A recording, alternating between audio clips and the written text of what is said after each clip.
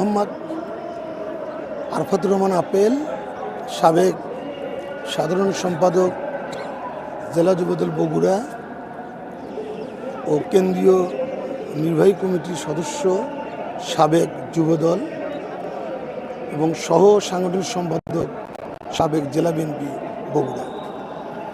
আপনারা জানেন, বাংলাদেশের 18 কোটি জনগণকে কাঁদিয়ে চলে গেলেন আমাদের প্রিয় নেত্রী, দেশনেত্রী বেগম খালেদা জিয়া।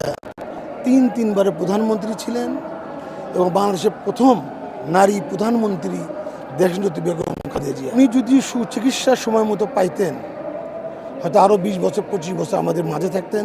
কোন একটি জেলখানায়, যেখানে যে ঘরটাতে ছিল, আপনারা ইতিমধ্যে টিভিতে দেখেছেন, সেই ঘরে মাটিতে পানি বের হতো, দেওয়াল দিয়ে পানি পড়তো, ছাদ দিয়ে পানি পড়তো। সাথে একটা ঘরের মধ্যে রেখে তাকে চিকিৎসা করতে দেওয়া হয়নি। প্রকাশ করেছেন দেশনেত্রী খালেদা জিয়ার প্রতি তাদের ভালোবাসা কেমন। অনেকে কাঁদতে পারেনি, হৃদয়ে রক্তকণ হয়েছে। প্রত্যেকটা জনগণ এবং নেতাকর্মী মাঝে আজকে দেশনেত্রী বেগম খালেদা জিয়ার জন্য শুধু পানি ছাড়া কিছুই নেই। আমি আহ্বান জানাবো বাংলাদেশের সাধারণ জনগণ এবং বাংলাদেশের সমস্ত নেতাকর্মীকে যে আমাদের প্রিয় নেত্রী দেশনেত্রী বেগম খালেদা জিয়া যেন আল্লাহ পাক বেহেশতের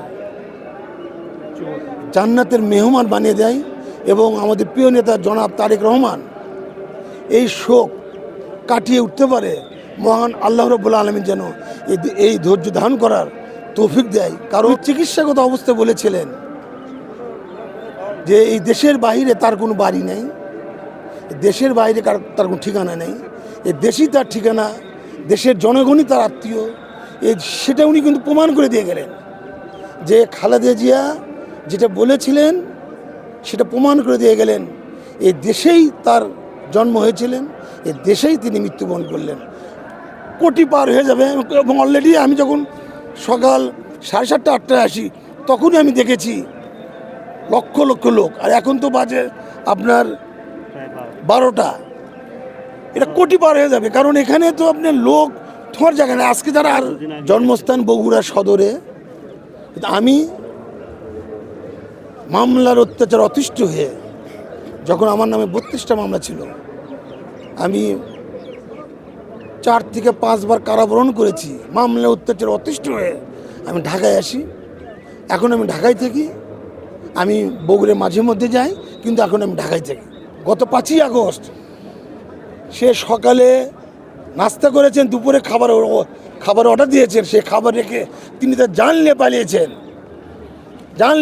আমার বিশ্বাস বাংলাদেশের জনগণ যতদিন বেঁচে থাকবে ওই স্বৈরাচারী শেখ হাসিনা সরকারকে বাংলাদেশে আর কখনো আসতে দিবে না।